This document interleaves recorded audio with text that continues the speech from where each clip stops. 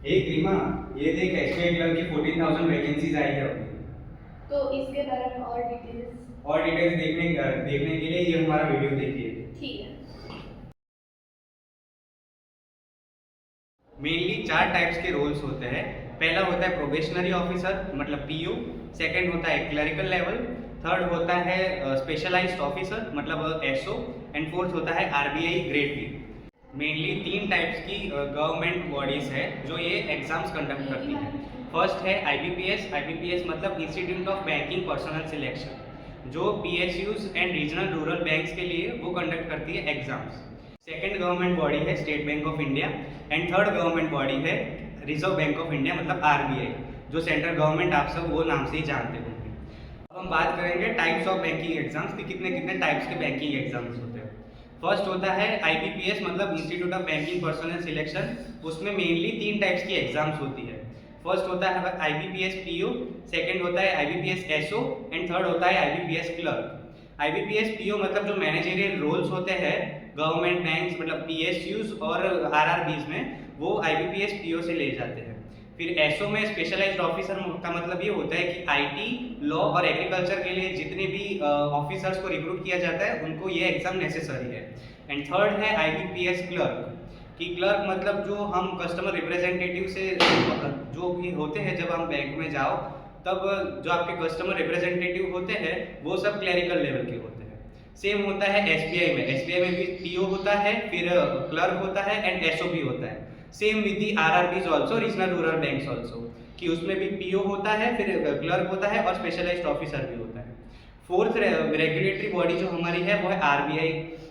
RBI में सबसे पहला होता है ग्रेड बी ऑफिसर जो होता है, वो मिड लेवल मैनेजरियल रोल्स जो होता है आरबीआई में, उसके लिए वो एग्जाम जरूरी है। एंड सेकंड एग्जाम जो आरबीआई कंडक्ट करता है वो है आरबीआई असिस्टेंट। आरबीआई असिस्टेंट मतलब हम जो आईबीपीएस और एसबीआई के जो क्लरिकल लेवल्स होते हैं वो आरबीआई का नाम बदल के सिर्फ आरबीआई असिस्टेंट किया जाता है। हम देखते हैं गवर्नमेंट बैंक एग्जाम के सिलेबस और सब्जेक्ट के बारे में। गवर्नमेंट बैंक एग्जाम में मेनली 4 सब्जेक्ट आता है। फर्स्ट ऑफ ऑल है रीजनिंग, क्वांट, जीए और इंग्लिश। रीजनिंग में 12 चैप्टर होते हैं। फर्स्ट ऑफ ऑल होता है alphanumeric series, blood relation, syllogism, blood relation, syllogism, alphanumeric series, coding, decoding, inequality, puzzles and sitting arrangement. तो उसमें सबसे ज़्यादा जो पार्ट है पजल एंड सिटिंग अरेंजमेंट में सबसे हाईएस्ट वेटेज एग्जाम में होता है। उसके बाद होता है verbal reasoning, direction distance, data interference, data sufficiency and logical reasoning. तो ये सब जो चैप्टर है पीछे वो मेंस एग्जाम में ज़्यादातर आता है। जो जो आगे वाला चैप्टर है अल्फान्यूमेरिक से लेके ब्लड रिलेशन तक वो मिसलेनियस पार्ट है, वो क्लरिकल और पीओ लेवल एग्जाम में ज़्यादा से ज़्यादा पूछे जाता है। फिर आता है क्वांट। क्वांट में मोस्ट ऑफ आता है स्पीड इमेज, डेटा इंटरप्रिटेशन और एरिथमेटिक। तो क्वांट जो है वो 3 सेक्शन में डिवाइडेड है। स्पीड मैथ्स में सबसे ज़्यादा आता है कैलकुलेशन बेस्ड क्वेश्चन, जैसे कि सिंप्लीफिकेशन है, फिर अप्रोक्सीमेशन है, क्वाड्रेटिक इक्वेशन और number series, missing number series और रॉन्ग नंबर सीरीज, ये सब स्पीड मैथ्स में आता है। फिर जो एरिथमेटिक, तो एरिथमेटिक के लिए रेशियो और परसेंटेज, ये 2 चैप्टर ऐसे हैं कि आपको परफेक्टली आना चाहिए। ये 2 चैप्टर जो आएंगे तो उसके बेस पर आपको सिंपल इंटरेस्ट है, एज रिलेशन है, ट्रेन एंड स्ट्रीम है, बोर्ड एंड स्ट्रीम है, ये सारे चैप्टर आपको आएंगे।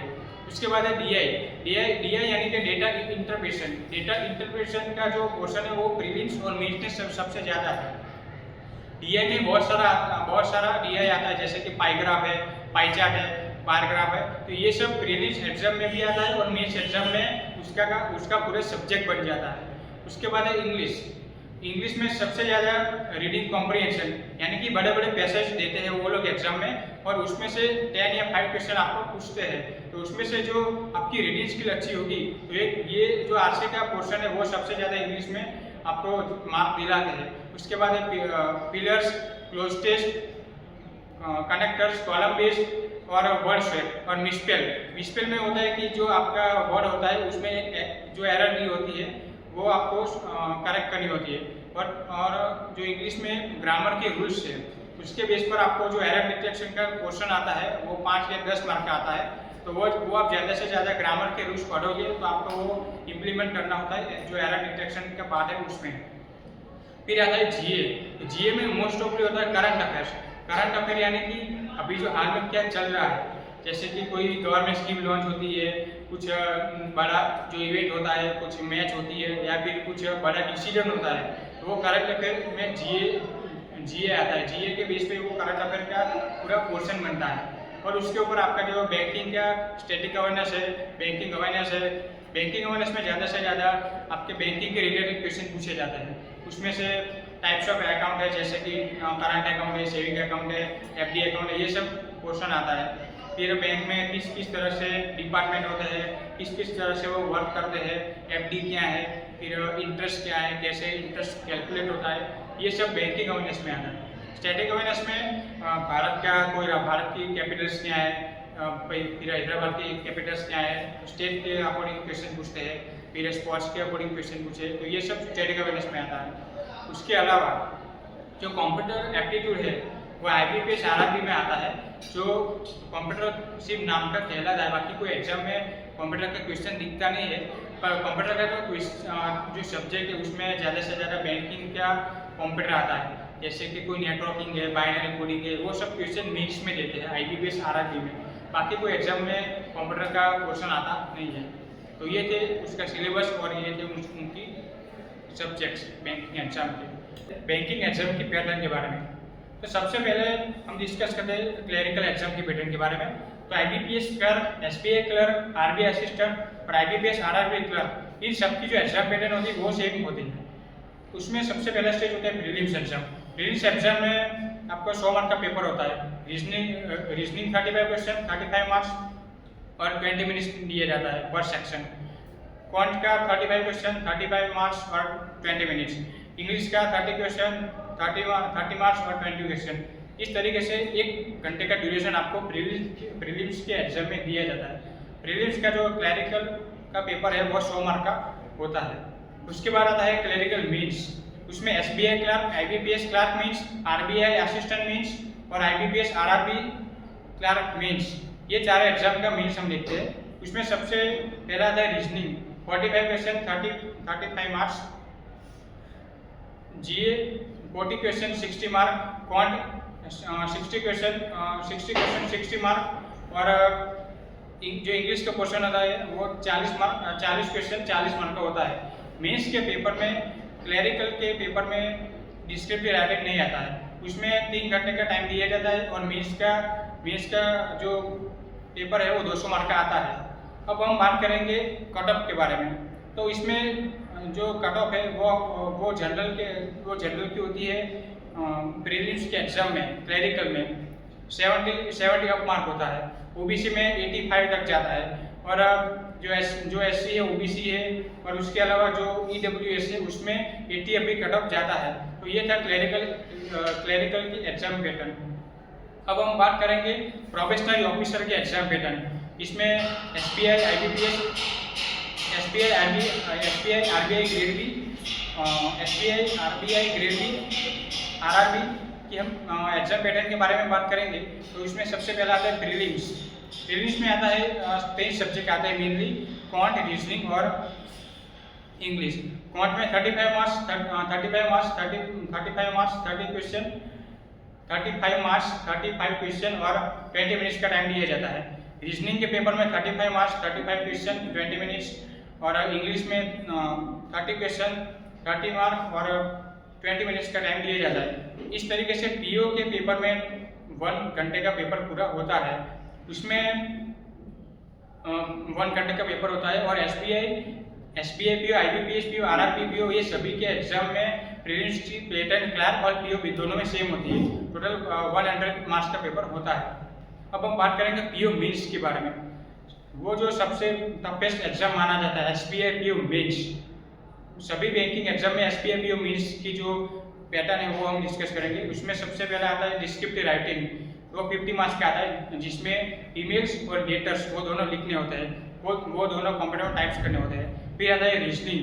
रीजनिंग में 45 मार्क्स, 60 क्वेश्चन होते हैं। क्वांट में 35 क्वेश्चन, 60 मार्क। और GA में 30 क्वेश्चन, 40 मार्क्स। और इंग्लिश में 30 क्वेश्चन, 30 मार्क्स, इस तरीके से 250 नंबर का पेपर पीओ के मेंस में आता है। तो इस तरीके से पीओ मेंस की पैटर्न होती है। अब हम देखेंगे कि एग्जाम के पैटर्न कितने जो अटेम्प्ट हो वो कितने होते हैं। तो जनरल कैटेगरी में एसपीए पीओ, आईबीपीएस पीओ या कोई भी क्लरिकल एग्जाम हो उसमें 4 अटेम्प्ट होते हैं। फिर एससी और ओबीसी में 4 या 5 से अधिक अटेम्प्ट हो सकते हैं। और जो ईडब्ल्यूएस है, ओबीसी है या फिर एक्समैन है, उनको कोई भी फिक्स अटेम्प्ट नहीं है, वो जब चाहे तब दे सकते हैं और जितनी भी मर्जी चाहे तब जितनी भी मर्जी हो उतनी वो दे सकते हैं। तो इस तरीके से उनका जो अटेम्प्ट है वो भी हमने डिस्कस किया है। तो बेसिकली हमारी बैंक की जो एग्जाम्स जो होती है उसमें हम लोग 6 डिफरेंट स्टेजेस में डिवाइड कर सकते हैं। जिसमें फर्स्ट स्टेज होता है प्रीलिम्स, जो बेसिकली क्वालिफाइंग स्टेज ही होता है। अगर आपने वो पास कर लिया तो आप एलिजिबल होंगे मेंस देने के लिए। और सेकंड स्टेज होता है मेंस, जो पेपर प्रीलिम्स से तो डिफिकल्टी होता है ऑब्वियसली, क्योंकि प्रीलिम्स हमारा क्वालिफाइंग स्टेज है। अब उसका आता है third stage descriptive test. Descriptive test में मेनली हमें ऐसे और लेटर राइटिंग करना होता है। उसके बाद फोर्थ स्टेज होता है इंटरव्यू, जो सिर्फ ऑफिसर लेवल के रोल्स के लिए होता है, बाकी किसी को देने की जरूरत नहीं होती। हमारा फिफ्थ स्टेज है साइकोमेट्रिक टेस्ट। और हमारा सिक्स्थ और लास्ट स्टेज है फाइनल सिलेक्शन, जिसमें हमारे मेंस और इंटरव्यू के कम्युनिटी रिजल्ट्स मिला के हमें पता चलेगा हमें सिलेक्शन होगा या नहीं। सो अब मैं बात करने जा रहा हूँ हमारे एप्लीकेशन प्रोसेस की, कि हमें एग्जाम्स के लिए अप्लाई कैसे करें। तो उसका फर्स्ट स्टेप है, हमें उनकी ऑफिशियल साइट है जिसके लिंक हम लोग डिस्क्रिप्शन में दे देंगे, उस साइट को विजिट करना है। विजिट करने के बाद हमारा सेकंड स्टेप होता है, हमें अपनी बेसिक डिटेल्स के साथ उनकी साइट में रजिस्टर करना है। अब हमने रजिस्टर तो कर लिया, उसके बाद क्या? अब थर्ड स्टेप में हमें उनका एप्लीकेशन फॉर्म जो है वो हमें ढूंढना है और वहाँ जाकर हमें अप्लाई करना है। अब अप्लाई करने के लिए सबसे नेसेसरी चीज़ होती है हमारे डॉक्यूमेंट्स। तो चौथे स्टेप में हमें अपने डॉक्यूमेंट्स भी अपलोड करना है जो भी रिक्वायर्ड होते हैं। अब डॉक्यूमेंट्स अपलोड किया है, फिफ्थ स्टेप आते हैं उनकी जो भी फीस होती है एप्लीकेशन फीस, वो हमें पे करनी होती है और हमने पे तो कर दी। अब लास्ट और आखिरी स्टेप होता है कि हमारा जो भी एप्लीकेशन फॉर्म जो होता है उसकी हमें उसको डाउनलोड करके हमें अपने पास एक प्रिंट रखनी है। तो मैं अब आप लोगों को कुछ स्ट्रेटेजीज बताने जा रही हूँ जो आपको प्रिपरेशन के टाइम ध्यान में रखना है। सबसे पहले आपको अपना पेपर पैटर्न ध्यान में रखना है और अपने सिलेबस को ध्यान में रखना है, साथ में उसके वेटेज को भी ध्यान में रखना है। अनदर, हमें टाइम को प्रायोरिटी देनी है। बहुत बच्चे क्या करते हैं कि वो थियोरी पोर्शन को तो ध्यान में रखते हैं लेकिन प्रैक्टिकल पोर्शन में टाइम मैनेजमेंट नहीं कर पाते, जिसकी वजह से उनका कुछ क्वेश्चंस छूट जाते हैं। अनदर पॉइंट इज कि उनको mock test, regular mock test देते रहना है, जिससे उनको आइडिया आते रहे और उनकी स्पीड भी इन्हेंस हो। सो अनदर पॉइंट आपको ये ध्यान में रखना है कि आपको 6 to 7 ईयर्स पहले के क्वेश्चन पेपर सॉल्व करने हैं। अगर 6 to 7 नहीं तो एटलीस्ट 5 ईयर्स पहले के क्वेश्चन पेपर तक सॉल्व करने हैं। It will give you ideas. Another point is आप अपने वीक सब्जेक्ट्स पे ध्यान दें, अपने वीक एरियाज पे ध्यान दें। बहुत लोग खाली अपने स्ट्रेंथ एरियाज पे ध्यान देते हैं, बट इट इज़ इम्पॉर्टेंट कि आप अपने वीक एरियाज पे भी ध्यान दें। अनदर पॉइंट इज कि आपको करंट अफेयर्स के साथ अपडेटेड रहना है। गवर्नमेंट पॉलिसीज में क्या चेंजेस आ रही है आपको ध्यान में रखना है। And the last most important point कि आपको कम से कम 2 मंथ्स पहले अपना सिलेबस कंप्लीट कर देना है ताकि आप बाकी के 2 मंथ्स अच्छे से रिविजन कर पाए। हम बात करने हैं mistakes and negative marking in government exams. So government exams में कैंडिडेट्स ऐसी मिस्टेक्स कर जाते हैं जिनसे नेगेटिव मार्किंग होती है और वो एग्ज़ाम में सक्सेसफुल नहीं हो पाते हैं। सो आइए जानते हैं मिस्टेक्स के बारे में। सो पहली मिस्टेक है नंबर ऑफ इनकरेक्ट आंसर्स। सो अगर एक भी MCQ का आंसर रॉन्ग होता है तो 0.25 मार्क्स उसकी पेनल्टी होती है। एंड जो अनआंसर्ड क्वेश्चंस होते हैं उसके मार्क्स 0 होते हैं और जो करेक्ट आंसर्स हैं उनके मार्क्स होते हैं +1। सो अभी हम बात करेंगे स्कोरिंग सिस्टम के बारे में। सो उसमें क्या रहता है कि जो करेक्ट आंसर है उनके मार्क्स को अवॉर्ड किया जाता है और जो इनकरेक्ट आंसर के मार्क्स है वो अट्रैक्ट करते हैं पेनल्टी को। और जो अनआंसर्ड क्वेश्चंस है उसके उसमें कोई अवार्ड नहीं मिलता, ना ही माइनस होता है मार्क्स का। और अभी बात करते हैं पर्पस क्या है। सो पर्पस ये है कि जितने क्वेश्चंस है उनको अटेम्प्ट करो, गेस वर्क मत करो। जितने भी क्वेश्चंस आते हैं जिसमें आप श्योर हो कि आपको ये क्वेश्चन पता है, उनको आप अटेम्प्ट करो, और अटेम्प्ट तो सारे ही करने हैं। और अभी हमारा जो फाइनल स्कोर है उसमें क्या होता है, करेक्ट आंसर्स, इनकरेक्ट आंसर्स और अनआंसर्ड क्वेश्चंस का जो स्कोर है उनसे ही फाइनल स्कोर बनता है। सो जो करेक्ट आंसर्स है उनके मार्क्स है +1, इनकरेक्ट आंसर में 0.25 मार्क्स, और जो अनआंसर्ड क्वेश्चन है वो उसके 0 मार्क्स हो जाएंगे। ट्रेंड्स इन बैंकिंग, तो इसमें ये समझने वाली बात है कि आगे जाके बैंकिंग का ट्रेंड किस तरह से होगा। उसमें पहला पॉइंट ये है कि AI integration of customer service. तो जैसे कि हमें पता है कि आज आर्टिफिशियल इंटेलिजेंस हर फील्ड में देखने को मिल रही है, तो वैसे ही आगे के फ्यूचर में बैंकिंग सेक्टर के अंदर भी एआई बहुत बड़ा मेजर रोल प्ले करेगा, जो मेनली कस्टमर सर्विस इंटीग्रेशन के रिलेटेड होगा। जैसे कि आने वाले समय में वर्चुअल असिस्टेंट, चैट बॉक्स और 24/7 कॉल सेंटर ऑटोमेटेड होंगे, जो कि कस्टमर को सर्विसेज 24 घंटे प्रोवाइड करने के लिए हमेशा तत्पर रहेंगे, और इससे कस्टमर सेटिस्फेक्शन बढ़ेगा और जो ऑपरेशनल कॉस्ट होगी बैंकिंग सेक्टर की वो भी काफ़ी कम हो जाएगी। दूसरा पॉइंट ये है कि digitalisation in the banking sector. जैसे कि अभी के समय में सब कुछ डिजिटलाइज हो रहा है, उस तरह से आने वाले समय में भी और डिजिटलाइजेशन देखने को मिलेगा।